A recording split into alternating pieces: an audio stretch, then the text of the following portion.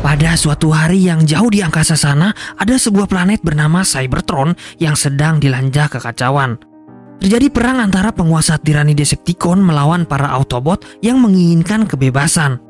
Karena kalah jumlah dan kekuatan, Optimus Prime yang merupakan pimpinan Autobot memerintahkan anggotanya untuk kabur menyelamatkan diri menyebar di penjuru galaksi. Khusus untuk satu robot dengan kode B127, Optimus memerintahkannya untuk pergi ke suatu planet bernama Bumi sebagai tempat berlindung dan menunggu. Karena suatu saat nanti, setelah Optimus mengumpulkan para Autobot dari penjuru galaksi, para Autobot akan berkumpul di Bumi. B127 dan yang lainnya pun kemudian masuk ke dalam kapsul penyelamat dan terbang meninggalkan Cybertron. Berpindah di Bumi pada tahun 1987, di tengah hutan California, sekelompok tentara yang dipimpin oleh Kolonel Burst melakukan latihan militer. Di tengah kegiatan itu, tiba-tiba terlihat meteor jatuh mendekati mereka. Terjadi ledakan saat meteor itu sampai di permukaan bumi. Di tempat jatuhnya meteor, Kolonel Burst terkejut karena dia melihat hal yang sangat luar biasa. Itu adalah sebuah robot kuning dengan mata biru yang memandanginya dengan tajam. Lalu dari belakang muncullah pasukannya datang memeriksa apa yang terjadi. Robot itu kemudian men-scan jeep milik militer dan berlari menghindari kejaran hingga masuk ke dalam hutan. Burst memerintahkan pasukannya untuk mengejar robot itu sekarang juga. B127 berubah menjadi jeep menghindari kejaran pasukan Kolonel Burst hingga membawanya sampai ke wilayah pertambangan. Di sana B127 pun terkepung. Dia bermaksud masuk ke dalam gua, namun dia tertabrak oleh kendaraan militer dan membuatnya terlempar. Hal itu mengakibatkan sistem di tubuhnya mengalami kerusakan. B127 pun kemudian berdiri dan mencoba memberikan pengertian kalau dia tak ingin melukai manusia. Tiba-tiba dari atas datanglah pesawat militer yang menembaki mereka semua. Yang ada di pesawat itu ternyata adalah Decepticon yang bernama Blitzwing. Blitzwing menghajar B127 hingga terjadi pertarungan sengit. B127 yang berukuran lebih kecil mencoba mempertahankan diri. Blitzwing kemudian bertanya di mana para Autobot yang lainnya bersembunyi. B127 menolak untuk menjawab. Blitzwing yang marah kemudian mencabut prosesor sintesis suara milik B127. Hal itu membuatnya menjadi bisu. Di saat sedang terpojok, B127 kemudian merebut rudal milik Blitzwing lalu menancapkannya di tubuh Blitzwing. B127 kemudian melompat dan menembak Blitzwing. Blitzwing pun hancur berkeping-keping. Pertarungan tadi membuat sel memori B127 rusak dan dia tak bisa berbicara. Dengan sisa-sisa tenaganya, B127 berjalan hingga tiba di tepi danau. Dia men-scan sebuah mobil Volkswagen Beetle yang ada di kejauhan dan kemudian pingsan. Berpindah di suatu tempat di San Francisco, seorang remaja yang bernama Charlie Watson terbangun dari tidurnya. Seperti biasa, dia melakukan rutinitas di pagi hari sambil mendengarkan musik. Di ruangan lain dia menemui ibunya Sally yang sedang bersama ayah tirinya Ron. Charlie mengungkapkan sebuah permintaan kepada ibunya di saat ulang tahunnya besok. Charlie ingin dihadiahi mobil. Ibunya Sally ini kemudian memberikan pengertian pada Charlie bahwa hal itu tidaklah mungkin karena dia cuma seorang perawat biasa dan tidak memiliki uang sebanyak itu untuk membeli mobil. Siang harinya Charlie sudah berada di sebuah tempat bermain. Di sana Charlie mengisi hari liburnya dengan bekerja menjadi penjual minuman jeruk peras. Dari jauh seorang pria penjual kuros yang bernama Memo diam-diam memperlihatkan Charlie. Memo mencoba menyapa Charlie. Charlie yang tidak tertarik tak memperdulikannya. Lalu beberapa saat kemudian Charlie mengalami kejadian tak terduga. Dia terkejut dan menumpahkan minuman di baju seorang pria. Seorang wanita bernama Tina yang ada di sana sontak menghina Charlie sebagai orang miskin yang tidak bisa berhati-hati, lalu kemudian mereka pun pergi. Charlie yang sangat ingin punya mobil hanya bisa memandangi sekumpulan anak orang kaya itu dari jauh. Sore hari usai pulang kerja, Charlie menemui paman seorang penjual onderdil bekas. Charlie menuju garasi milik Hank untuk mencari onderdil bekas yang mungkin saja bisa dia gunakan. Tak sengaja Charlie menyenggol kapral hingga ambruk, membuatnya melihat sebuah mobil VW Beetle yang tertutup kain.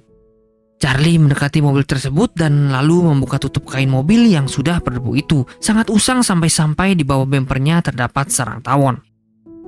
Itu adalah robot B-127 yang menyamar. Charlie duduk di kemudi mobil itu dan mencoba menyalakannya. Namun hal tersebut ternyata membuatnya memancarkan sinyal hingga keluar angkasa, tepatnya di salah satu bulan di planet Saturnus, di mana seorang Autobot yang bernama Cliff Jumper dikeroyok oleh dua Decepticon yang bernama Shatter dan Dropkick. Dropkick bertanya kepada Cliff Jumper di mana letak Optimus Prime bersembunyi. Cliff Jumper yang menolak untuk menjawab hal tersebut kemudian ditusuk oleh Shatter dan tiba-tiba terdengar sinyal yang berasal dari robot B-127 yang berada di bumi. Shatter mendeteksi kalau sinyal itu berasal dari bumi. Karena Cliff Jumper menolak untuk angkat bicara, Dropkick kemudian membelah tubuh Cliff Jumper dan membunuhnya. Dropkick dan Shatter pun kemudian pergi berencana menuju ke bumi.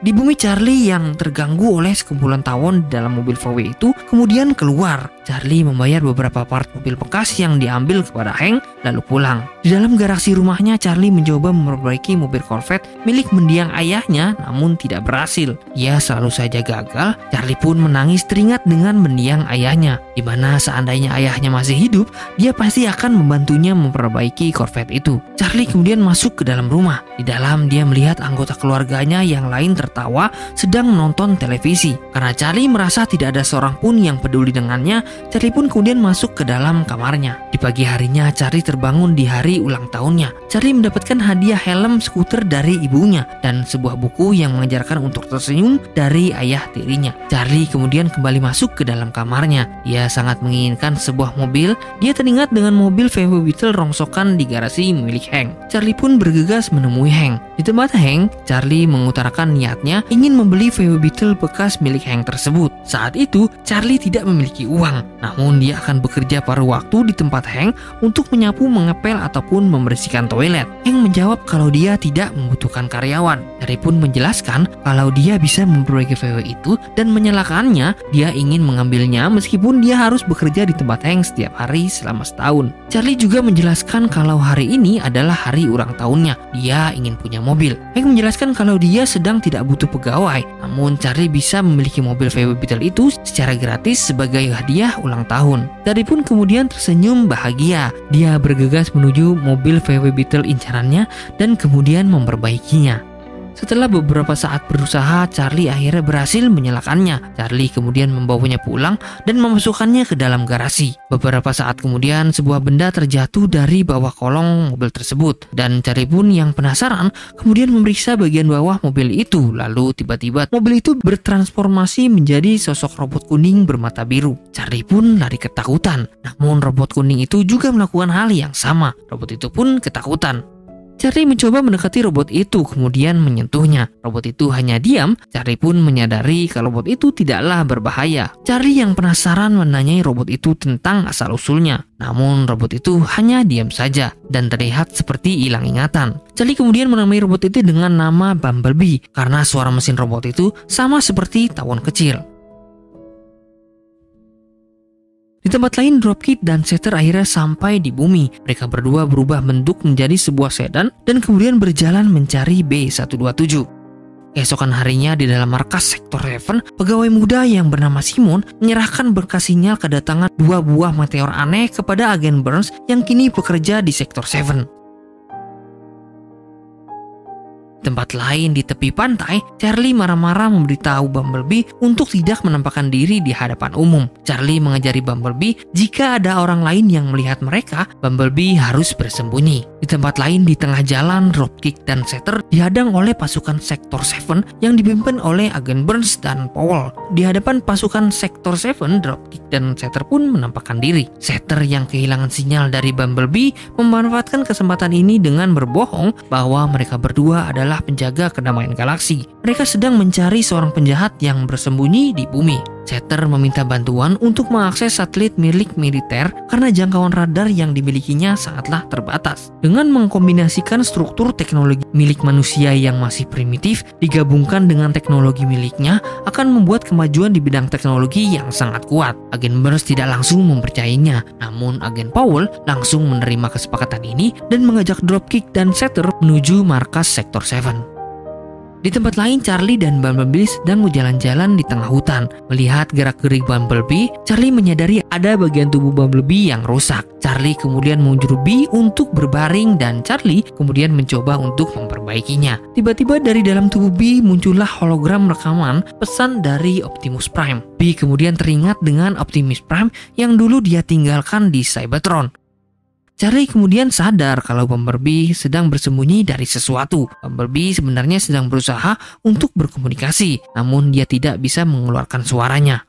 Bumblebee kemudian menunjukkan kalau radionya juga rusak. Melihat hal itu, Charlie pun kemudian mengajak Bumblebee untuk pulang, kemudian mengganti radio milik Bumblebee dengan radio yang dimiliki oleh mobil Corvette milik mendiang ayahnya. Di dalam markas Sektor 7, para petinggi militer berdebat mengenai keberadaan dua robot alien di markas mereka. Burns menolak bekerjasama dengan dua Decepticon ini, namun Paul bersikeras ingin membantu mereka karena dia ingin mempelajari teknologi dua robot tersebut. Paul memberitahu jika pihak militer Amerika tidak mau membantu dua robot ini, bisa jadi dua robot itu akan meminta bantuan negara Rusia. Pimpinan militer itu kemudian berpikir sejenak dan menyetujui keputusan Paul untuk membantu para Decepticon mencari buruan mereka. Kembali ke tempat Charlie, Memo yang penasaran mendengar keributan di garasi milik Charlie dan ingin berkenalan lebih dekat dengan Charlie. Tiba-tiba membuka pintu garasi dan melihat sesuatu yang mengagetkannya. Charlie yang kaget menyuruh Memo untuk masuk dan mengancamnya agar tidak membocorkan apa yang dia lihat kepada siapapun. Memo yang sedang syok itu pun setuju dan berjanji tidak akan buka mulut. Keesokan harinya Charlie dan Memo mengajak Bumblebee jalan-jalan di jalanan. Charlie penasaran karena Bumblebee terus-terusan men-scan semua saluran radio sejak semalam. Charlie akhirnya sadar bahwa selama ini Bumblebee men-scan radio untuk kemudian digunakan sebagai alat komunikasi.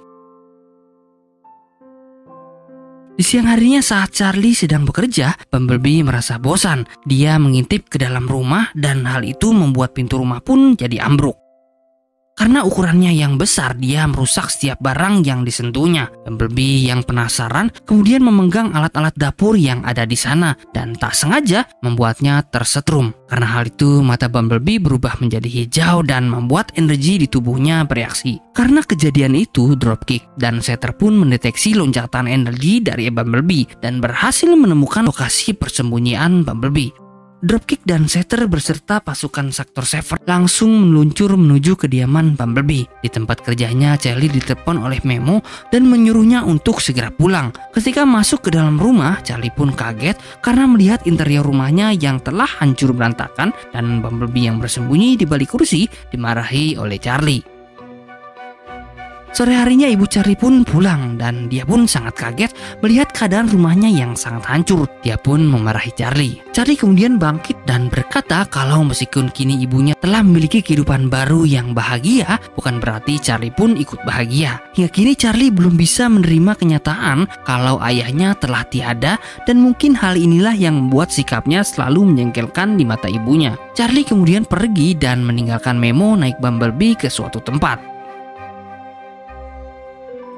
Di tengah jalan, tiba-tiba mereka dihadang oleh pasukan dari Sektor 7. Bumblebee pun membawa Charlie untuk kabur, namun di depan mereka muncul pesawat dan helikopter yang ternyata mereka itu adalah Dropkick dan Setter. Setter menginterogasi Bumblebee tentang lokasi penyembunyian Optimus Prime sembari mengajarnya. Bumblebee ketakutan dan tak bisa melawan. Dari belakang tiba-tiba pasukan Sektor 7 menyetrum Bumblebee dan setruman itu juga mengenai Charlie hingga Charlie pun pingsan. Di ruangan lain, agen Burns memberi penjelasan kepada orang tua Charlie kalau Charlie telah menyimpan aset yang berbahaya dan pemerintah akan menyita aset tersebut. Charlie mencoba menyangkal kalau Bumblebee tidaklah berbahaya, namun ibunya yang terlanjur marah malah menghukum Charlie untuk masuk ke dalam kamarnya. Di dalam kamar, Charlie keluar lewat jendela kamarnya. Namun di depan rumah, ternyata ada adiknya Otis memergokinya. Otis berencana mengadukan Charlie kepada ibunya. Namun Charlie langsung mengajak Otis masuk ke dalam rumah Memo. Di dalam, mereka melihat siaran televisi pasukan militer yang membuat pangkalan dadakan di pangkalan udara sekitar rumahnya. Saat itu, Charlie yakin kalau Bumblebee ditahan di sana dan Charlie kemudian mengajak Memo untuk menuju ke sana.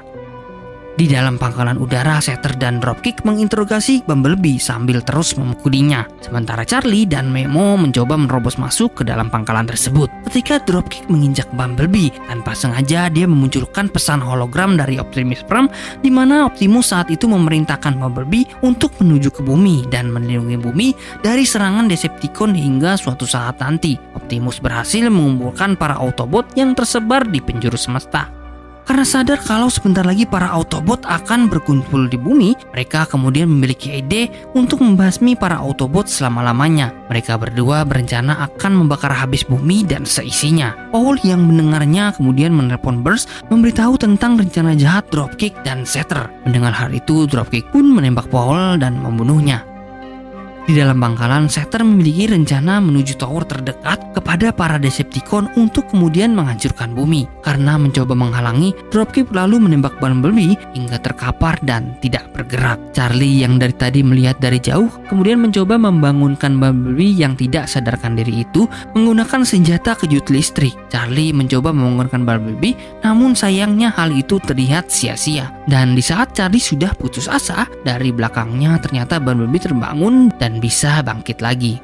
Melihat hal itu, Charlie pun menangis bahagia dan akibat serangan tadi, memori Bumblebee pun kembali pulih. Di saat yang sama, pasukan Burns sampai di depan pangkalan. Burns kemudian meledakkan pintu pangkalan. Ledakan itu membuat Charlie dan Memo terlempar. Untungnya Charlie dan Memo baik-baik saja dan pasukan itu kemudian menangkap Charlie dan Memo. Melihat hal itu, Bumblebee pun mencoba menolong. Namun dia malah terkena jeratan tali milik pasukan Burns. Ketika Bumblebee melihat Charlie yang jatuh, seketika hal itu membuat Bumblebee marah dan matanya berubah menjadi merah. Bumblebee kemudian memukul Burns dan menembakkan senjatanya ke arah pasukan Burns. Lihat Bumblebee yang tak terkontrol, Charlie pun mencoba menghentikan aksi Bumblebee. Ketika Bumblebee sudah kembali tenang, Bumblebee kemudian langsung berniat mengejar Shatter dan Dropkick. Untuk menghentikan aksi mereka, Bumblebee pun kemudian berubah menjadi mobil dengan Charlie yang kemudian masuk ke dalam mobil. Sementara Memo tidak ikut karena akan mencoba menghentikan kejaran pasukan Sektor 7 di belakangnya.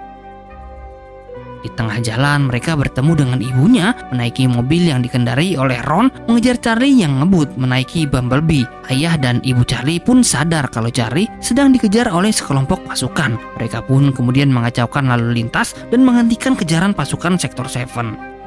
Sesampainya di menara, Dropkick dan Shatter memasang baterai energi satelit yang akan mereka gunakan untuk mengirim pesan keluar angkasa. Bersama dengan itu, Charlie dan Bumblebee pun sampai di sana. Karena akan menghadapi situasi yang sangat berbahaya, Bumblebee pun memasukkan Charlie ke dalam kotak sampah. Sementara Bee pergi berlari menghentikan aksi Dropkick dan Shatter. Sayangnya ada salah satu rudal yang menengahi tempat sampah tersebut hingga Charlie pun terpaksa keluar. Charlie kemudian bermaksud untuk membantu melepas baterai energi milik para Decepticon yang sudah terpasang di menara, dan Bumblebee kini mampu mengimbangi pertarungannya dengan Dropkick.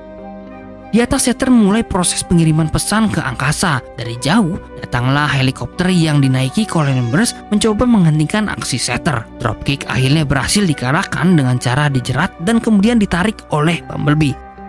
Di atas helikopter yang dinaiki Burns terkena tembakan. Beruntung Bumblebee berhasil menangkap helikopter yang terjatuh itu dan Bee pun berhasil menyelamatkannya.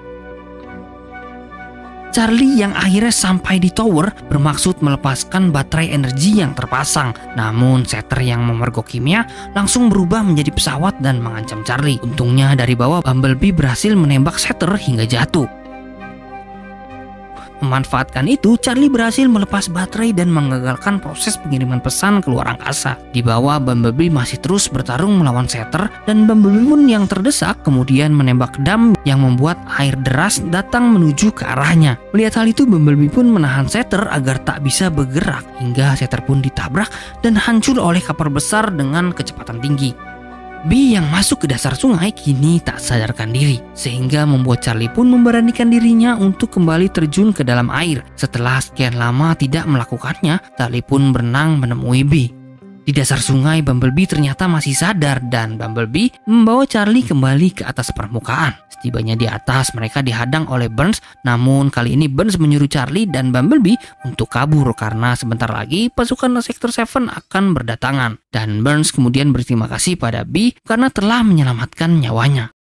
Keesokan harinya, Charlie membawa Bumblebee ke pinggir jembatan Golden Gate dan Charlie memberi penjelasan kalau dia tak bisa terus pergi bersama Bumblebee. Charlie sadar kalau di luar sana yang masih membutuhkan bantuan Bumblebee. Bumblebee kemudian berterima kasih pada Charlie karena telah memberinya radio sehingga dia bisa berbicara meskipun hanya lewat siaran radio. Charlie juga berterima kasih karena berkat bantuan Bumblebee, kini dia sudah bisa merelakan kepergian ayahnya yang membuatnya bisa kembali merasakan kebahagiaan.